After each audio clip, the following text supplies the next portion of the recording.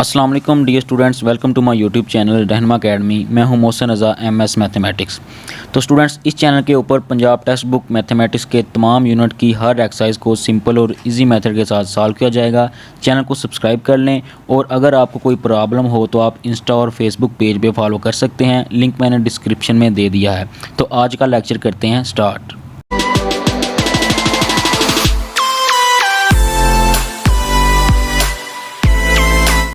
11th class mathematics chapter number 9 exercise 9.1 को हमने start किया हुआ है।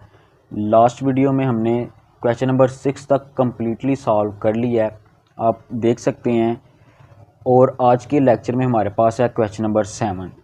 तो students, most important short question है, बुक पे आप देख सकते हैं। What is the length of the arc intercepted on a circle of radius 14 centimetre.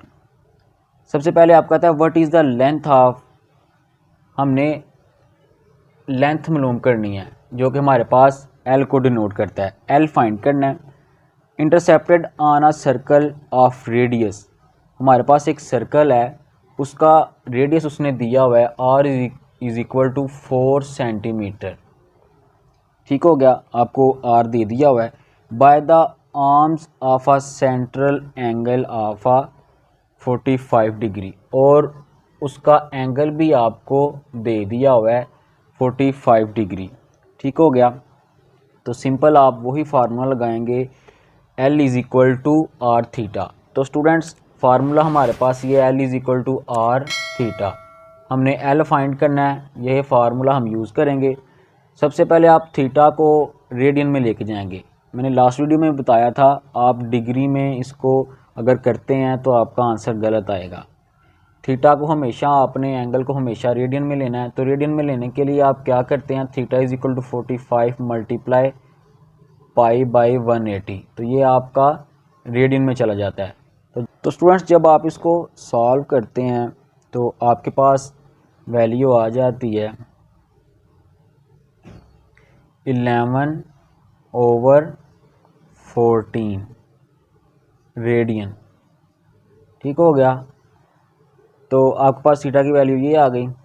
आप इसको डेसिमल में भी लिख सकते हैं। तो अब हम वैल्यू पुट करेंगे इस फार्मूले में। L is equal to r की वैल्यू आपको कितनी दी हुई है, 4। ठीक हो गया, और आर की वैल्यू आपको 14 दी हुई है, 14, और थीटा की वैल्यू आपने इधर निकाली है 11/14। तो 14 से कैंसिल होगा, तो एल की वैल्यू स्टूडेंट्स कितनी आ जाएगी, 11 सेंटीमीटर। तो ये आपके पास एल की वैल्यू आ गई।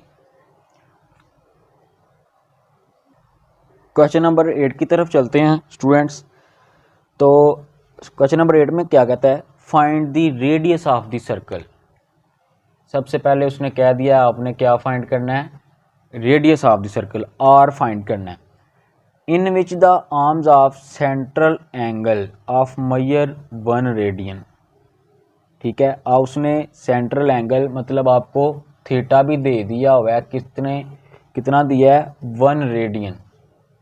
उसने ये वैल्यू आपको ऑलरेडी रेडियन में दी हुई है, ये वाला स्टेप करने की ज़रूरत नहीं पड़ेगी। ठीक है, अब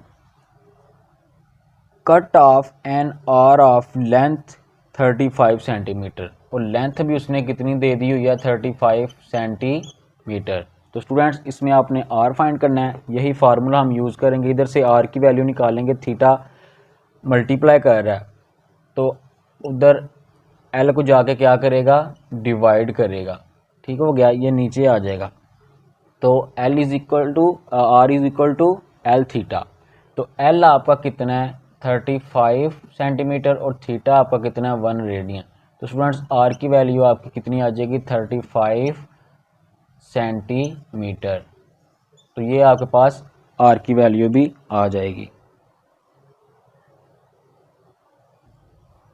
जी। तो स्टूडेंट्स, क्वेश्चन नंबर 9 की तरफ चलते हैं। A railway train is running on circular track. आपके पास एक सर्कुलर ट्रैक है जिसके ऊपर ट्रेन रन कर रही है, जिसका रेडियस 500, आपको रेडियस दे दिया हुआ है, रेडियस कितना है, 500 मीटर। ठीक हो गया, at the rate of 30 kilometre per hour, उसकी स्पीड कितनी है। स्पीड आप v से डिनोट करते हैं, फिज़िक्स में आपने पढ़ा है। उसकी स्पीड कितनी है 30 किलोमीटर पर आवर।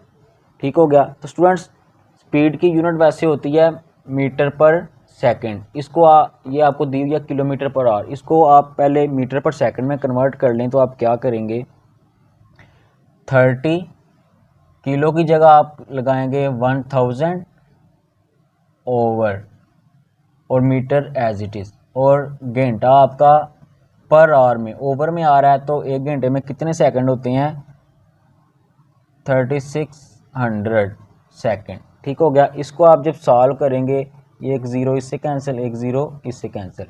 ठीक हो गया। तो जब आप इसको सॉल्व करेंगे तो स्टूडेंट्स आपके पास आ जाएगा 25/30 मीटर पर सेकंड। अब आपकी जो स्पीड है वो अपनी जो उसकी असल जो यूनिट है मीटर पर सेकंड, ठीक है, उसमें आ गई है। तो अब हम नेक्स्ट पढ़ते हैं। Through what angle will it turn in 10 second. हमने थीटा फाइंड करना है, जो कि हमने थीटा फाइंड करना है किसके लिए 10 सेकंड के लिए। ठीक हो गया। हमने थीटा एंगल फाइंड करना है जी। तो स्टूडेंट्स हमारे पास फार्मूला वही है L is equal to are theta. ठीक हो गया जी। तो स्टूडेंट्स जो हमारे पास डिस्टेंस है d, उसको हम L भी कह सकते हैं क्योंकि ये फासले होता है, लेंथ और डिस्टेंस एक ही बात है। तो हमने क्या करना है, जो हमारे पास वेलोसिटी आई है, वेलोसिटी का फार्मूला हमें पता है v is equal to d/t। तो t इधर डिवाइड कर रहा है, उधर जाकर मल्टीप्लाई करेगा तो v/t आ जाएगा। तो डिस्टेंस किसके बराबर हो जाता है v/t के। तो इधर आप लिखेंगे d is equal to v/t। ठीक हो गया, v/t। तो v आपको क्या दिया हुआ है 25/3 मल्टीप्लाई, अच्छा टाइम आपका 10 सेकंड। ठीक हो गया। तो आपकी लेंथ आ जाएगी, इसको जब आप सिंप्लीफाई करेंगे तो स्टूडेंट्स आपके पास जो है लेंथ आ जाएगी, आप 25 को 10 से मल्टीप्लाई करें तो आपके पास लेंथ आपकी ये आ गई है। तो अब स्टूडेंट्स यही फार्मूला आपने यूज़ करना है, थीटे की वैल्यू आपने निकालनी है। तो इधर से फार्मूला क्या बनेगा, आर मल्टीप्लाई कर रहा है, इधर एल को जाकर क्या करेगा डिवाइड, L/R। तो L आपका कितना है 250/3 और R आपका कितना है स्टूडेंट्स 500। इसको जब आप सिंप्लीफाई करेंगे तो आपके पास थीटा की वैल्यू आ जाएगी 1/6 रेडियन। तो ये आपके स्टूडेंट्स वैल्यू आ जाएगी, जिसको जब आप इसको सॉल्व करेंगे कैलकुलेटर के ऊपर तो आपके पास 1/6 रेडियन थीटा आ जाएगा। तो यही स्टूडेंट्स आपका आंसर है। तो ये आपके पास क्वेश्चन नंबर 9 था। क्वेश्चन नंबर 10 है हमारे पास, उसकी स्टेटमेंट काफ़ी लेंथी है, तो ये बोर्ड के लिहाज से बिल्कुल भी इम्पॉर्टेंट क्वेश्चन नहीं है वैसे ईजी है। इसमें भी आपने L is equal to are theta वाला फार्मूला लगा के आपने L को फाइंड करना है। तो ये आप खुद भी कर सकते हैं लेकिन इम्पॉर्टेंट नहीं है। हम क्वेश्चन नंबर 11 के ऊपर चलते हैं, वो मोस्ट इम्पॉर्टेंट क्वेश्चन है। इसमें हमें क्या कहता है, the pendulum of clock is 20 centimetre. ठीक हो गया। जो आपका पेंडुलम है, ठीक हो गया, उसकी जो the pendulum of a clock is 20 centimetre. जो आपका क्लॉक है वो आपका सर्कल में होता है, ठीक हो गया। तो उसकी जो उसने दी हुई है the pendulum of clock is 20 centimetre long, ठीक है, उसका जो आर रेडियस है वो आपको 20 सेंटीमीटर दे दिया है। And it swing through an angle of 20 degree each second. ठीक हो गया। तो आपको एंगल भी थीटा भी आपको दे दिया हुआ कितना 20 degree. How far does the tip of the pendulum move in 1 second. ठीक हो गया। तो हमने 1 सेकेंड के ऊपर जो है वो एल की वैल्यू फाइंड करनी है। तो L is equal to question mark. तो स्टूडेंट्स आप पहले थीटा को लेके जाएंगे रेडियन में, तो रेडियन में लेके जाएंगे, बार बार हम ये कर रहे हैं, पाई ओवर 180 से मल्टीप्लाई करेंगे तो आपके पास जब हम सॉल्व करेंगे 0 0 से कैंसिल, तो हमारे पास आ जाएगा पाई ओवर 9 रेडियन। तो थीटा आपके पास स्टूडेंट्स ये आ गया। फार्मूला हमारे पास L is equal to are theta, R की वैल्यू आपको 20 सेंटीमीटर और थीटा की वैल्यू पाई बाई 9। इसको जब हम सॉल्व करेंगे तो स्टूडेंट्स हमारे पास आंसर आ जाएगा 6.98 सेंटीमीटर। तो ये आपके पास आंसर आ जाएगा। तो स्टूडेंट्स क्वेश्चन नंबर 12 है आपके पास, उसमें हमें क्या कहता है, assuming the average distance of the earth from the sun.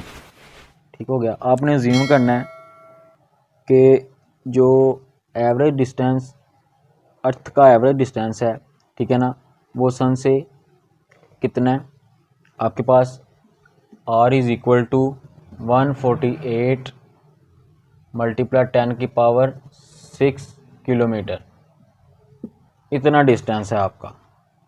ठीक है जी। फिर at the angle separated the sun, तो वो जो है कहता है एक पर्सन खड़ा है, ठीक है ना, तो वो इतने फासले पे वो देख रहा है, तो वो एंगल उसमें कितना बन रहा है, एंगल बन रहा है आपके पास 9.3 मल्टीप्लाई 10 की पावर -3 रेडियन। इस एंगल से वो पर्सन उस सन को देख रहा है। फाइंड द डायामीटर, हमने डायामीटर फाइंड करना है। इट्स मीन दैट हमने एल फाइंड करना है। डायामीटर हमारे पास, डायामीटर जो है वो दरअसल एल है, वो हमने फाइंड करना है। तो आप वही फार्मूला लगाएंगे। दरअसल हमने एल को फाइंड करना है, तो students L is equal to are theta. तो आर आपका कितना है 148 मल्टीप्लाई 10 की पावर 6 मल्टीप्लाई थीटा आपका कितना है 9.3 मल्टीप्लाई 10 की पावर -3। ठीक हो गया। अब आप इसको और इसको मल्टीप्लाई कर लें, ठीक है, और 10 की पावर 6 में से -10 की पावर 3 कर दें तो 10 की पावर क्या आ जाएगी 3।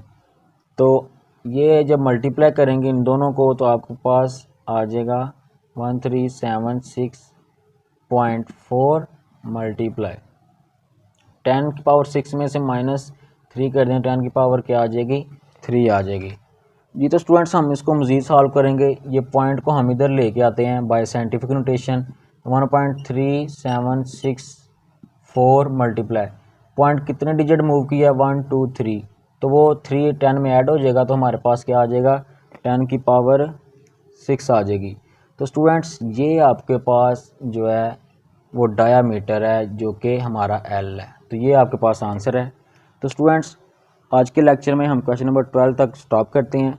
नेक्स्ट लेक्चर में हम क्वेश्चन नंबर 13 से लेके 70 तक कंप्लीट एक्सरसाइज को सॉल्व करेंगे। अगर आपको समझ आई है तो आप वीडियो को ज़रूर लाइक करें, चैनल को सब्सक्राइब करें। अगर आपको कोई क्वेश्चन में मसला है, कोई प्रॉब्लम है, आप फेसबुक और इंस्टा पे पूछ सकते हैं, डिस्क्रिप्शन में मैंने लिंक दे दिया है। तो तब तक के लिए अपना ख्याल रखिएगा। Best of luck.